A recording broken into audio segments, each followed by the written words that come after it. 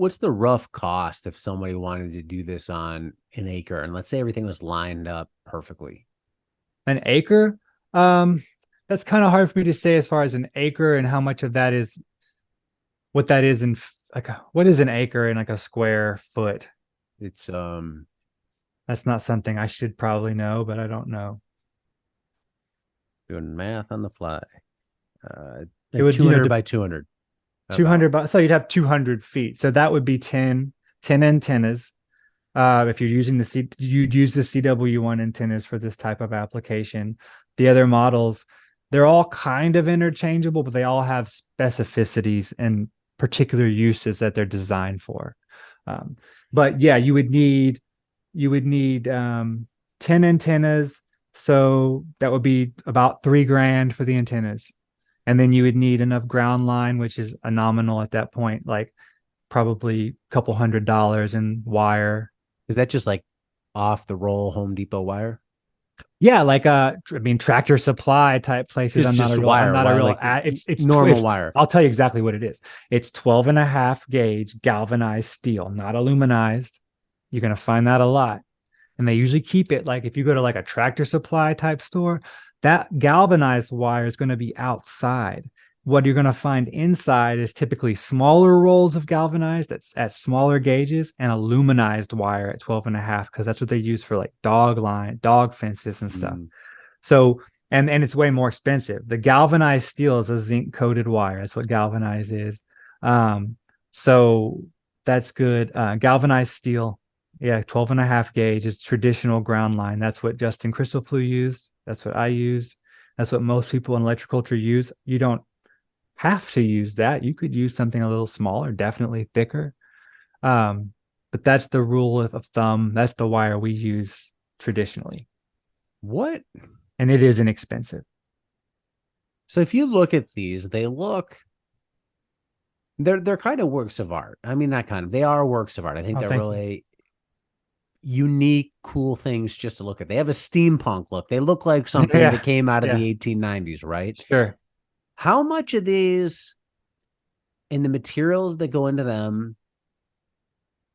are material limitations due to when this was originally done? So if I made something in 1890, right, I had to use stuff that was around in 1890. I wasn't using a circuit board Yeah. because, or injection molded plastic, because that wasn't even on the table. Yep. So how does that play into it? Yeah, it's a good question.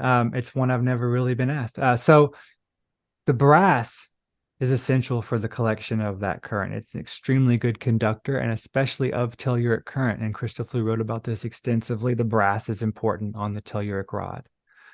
Um, I wouldn't know another metal that I would want to use for that.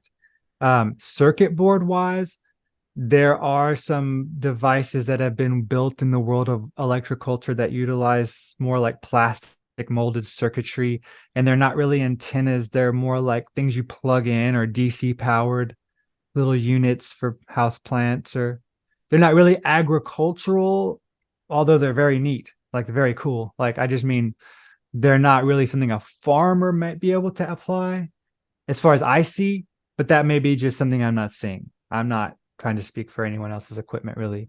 Um, What's this? However, go Oh, ahead. and The sorry to copper interrupt. is paramagnetic. Okay. Copper is paramagnetic. We want to use copper wherever possible. Copper is the divine metal to work with. I mean, on all levels. Um, the story on copper from like this, I guess I would say, kind of the mainstream scientific world is that it's created through the explosion of stars, and it's a very cosmic metal, has a paramagnetic energy, which we do call like a cosmic energy in biodynamics. That's why we add the basalt, which is paramagnetic. My antennas are also core filled with paramagnetic basalt.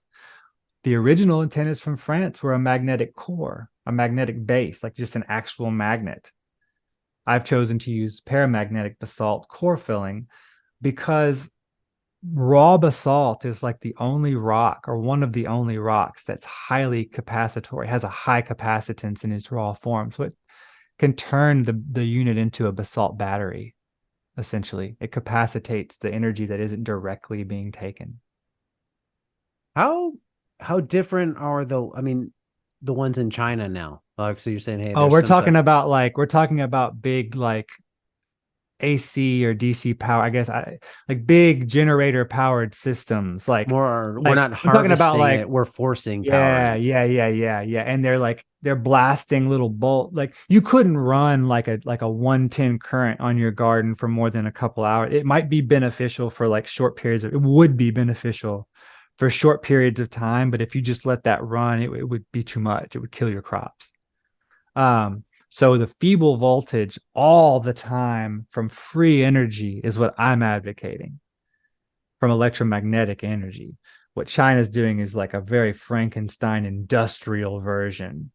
I was just pointing out the fact that you can go see that the all the reports from all the World Economic Forum and all that are basically just are verbatim saying how insane the yields are, how insane the productivity is. At the same time, you'll see a little bubble pop up that's kind of trying to be, I won't even use the term skeptic, just reductionist and, you know. But you also have a lot of issues out here with misinformation on electroculture. So I don't even blame people for being skeptics because mostly what you're seeing is people wrapping craft wire on sticks from the yard. What's the difference between that? So I take your antenna and I wrap wire around. Is that a case Well, of um my antenna is connected to a ground wire. okay, but there's two things it could be. And now Mm-hmm. if I so if you're, let's just say yours is 10 out of 10, best of best, and 0 out of 10 is I'm doing nothing. Is wrapping wire around a stick like a 2 out of 10? Hey, it's better than nothing, or is it more equivalent to like you might as well not even do it? Man, out of love for humanity, I'll give it a 2 out of 10. All right, there we go. I don't want to make people like, I don't want to be a person saying don't or no. That's not what I'm trying to do by pointing this out. It's just to say that the amazing realities of electroculture far surpass the fantastical simplicity that's being pushed.